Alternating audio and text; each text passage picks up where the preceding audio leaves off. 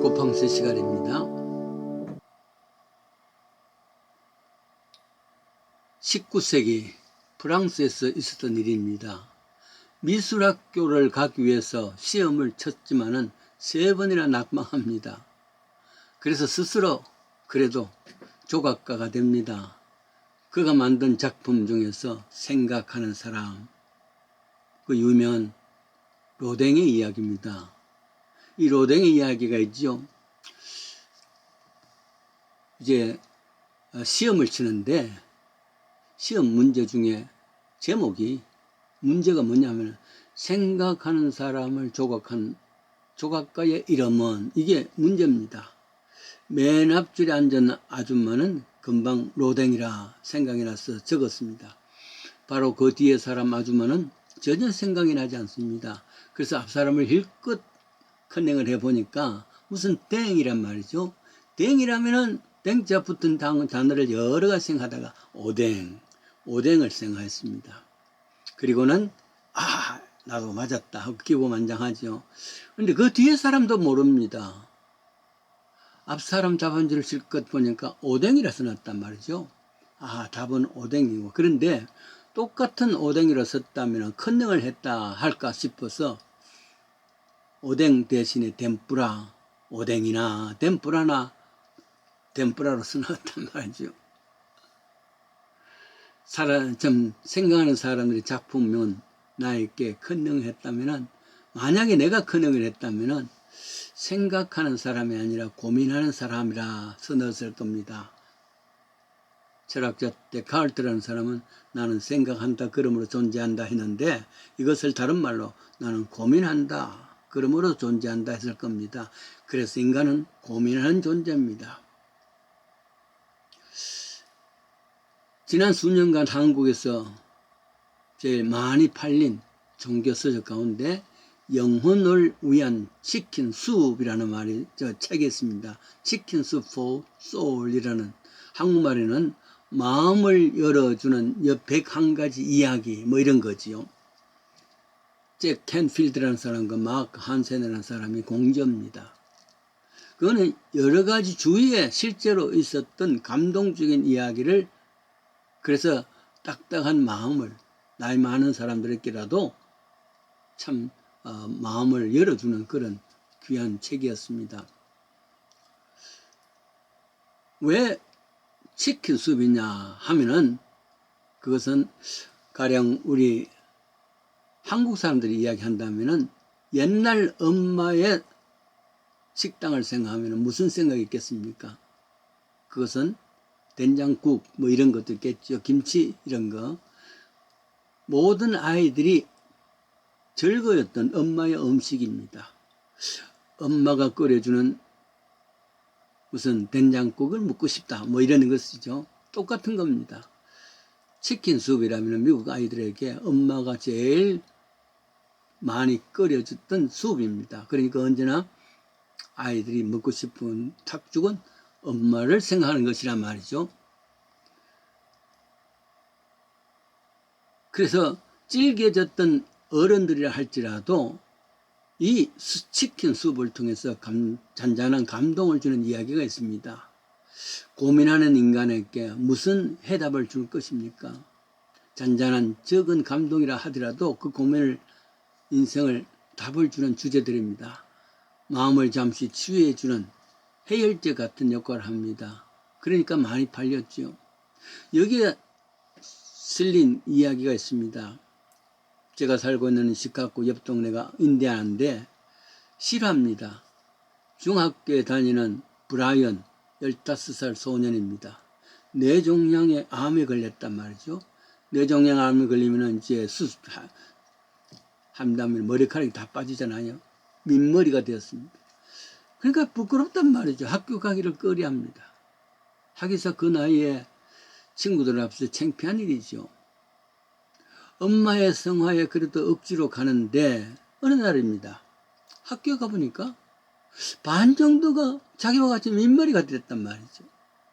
그래서 이제는 학급에서 민머리가 특별한 것이 아니라 일반적인 것이 됐습니다.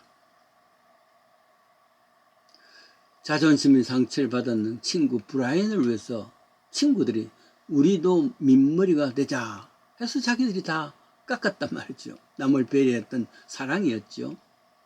그래서 이제는 이 학교에서는 민머리는 특별한 머리가 아닙니다. 그러니까 부끄럼도 가려졌단 말이죠. 이런 이야기가 이 책에 있단 말이죠. 마치 창세기 3장에서 아담 이브가 벗은 것을 알고 부끄러움을 알고 있을 때에 하나님은 짐승을 잡아서 그 가죽으로 만들어 입힘으로 부끄러움을 가려주었습니다. 아브라함과 이브는 이 부끄러움을 면하기 위해서 무화과나무 잎으로 치마를 만들었잖아요. 그러나 그것이 뭐 햇살이 금방 말라버립니다. 그 부끄러움을 가려주신 그것이 하나님의 사랑이고 배려 아니겠습니까? 인간들은 고민이 오직 하나님의 사랑과 배려로서만 해결될 수가 있습니다. 누가복음 18장과 19장에는 두 젊은이의 고민하는 모습이 있습니다. 18장에는 부자 청년이라는 사람이 나옵니다. 19장에는 세리 삭교 고민하는 모습이 나옵니다. 부자 청년의 경우입니다. 그는 모든 것을 갖추었습니다. 어릴 때부터 율법을 배우고 지켜왔고 젊어서 관원이 되었습니다. 정말 전도 양양한 젊은이고 KS 마크란 말이죠. 성공한 젊은이는 모든 사람이 부러워할 정도로 되었습니다. 그런데 저런 사람이 무슨 자녀가 있을까, 고민이 있을까? 그런데 본인은 고민이 있단 말이죠. 무슨 고민이냐면은 미래도 불안합니다. 그래서 마음에 평안이 없습니다. 그래서 예수님 걸 찾아왔단 말이죠. 선생님이요, 선한 선생님이요, 어떻게 해야 영생을 얻을 수 있을까요? 그렇게 질문합니다. 이 젊은이의 고민은 뭐냐면은 지금 갖고 있는 모든 것, 죽으면 모든 것이 끝나는 거다. 그런데 만약에 지금 갖고 있던 모든 성공한 것을 영원히 간직할 수 없겠습니까? 그래서 영생에 대한 고민이죠. 마치 저 진시 황제가 죽지 않은 불로초를 구하기 위해서 고민하던 것과 같습니다. 반면 19장에는 삭개오라는 사람이 나옵니다. 세리장입니다. 더구나 몫이 좋은 여리고의 세리장입니다. 그러면은 좌우간 큰 부자입니다. 아마도 삭개오는 미천한 집안에서 태어났을 줄 압니다.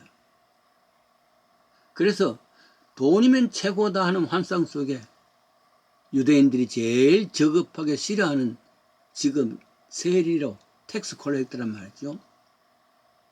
지금도 CPA는 회계사들은 아무나 할 수 없습니다. 머리가 있어야 되고 똑똑한 사람입니다. 세리장 삭개오도 로마에서 요구하는 금액을 자신이 맡은 지역에 거두어서 보냅니다. 그냥 거두겠습니까? 로마에서 요구하던 그 이상으로 더 많이 거두어서 남는 것은 자기 거란 말이죠. 그래서 다른 사람들의 돈을 착복하는 것이죠.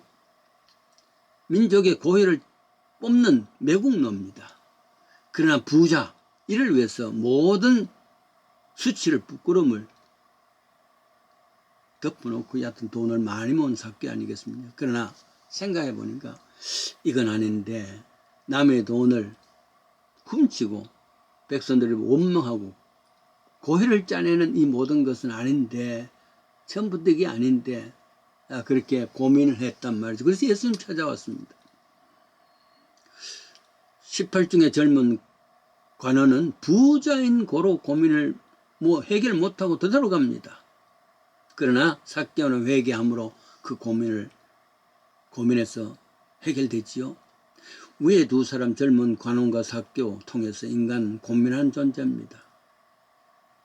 똑같이 고민했습니다마는, 똑같이 예수를 만났습니다마는 해결한 사람은 삭개오 한 사람이었습니다. 무슨 차이가 있겠습니까? 그것은 지금까지 최고로 여겼던 것을 움켜쥐는 것인데 예수님 앞에 항복하느냐 아니냐 하느냐입니다. 부자 청년은 예수님 앞에 항복지 않냐고 그냥 갔습니다. 그러나 삭개오는 모든 것을 다, 물질을 다 내놓았습니다. 고민하는 것은 고민하지 말라. 단지 예수님 앞에 항복하라. 그러나 그 문제가 해결되었다. 여러분 어디에 속할 수가 있습니까? 부자 청년입니까? 아니면은 해결했던 사교입니까? 우리는 사교 길을 가야 될 줄 믿습니다.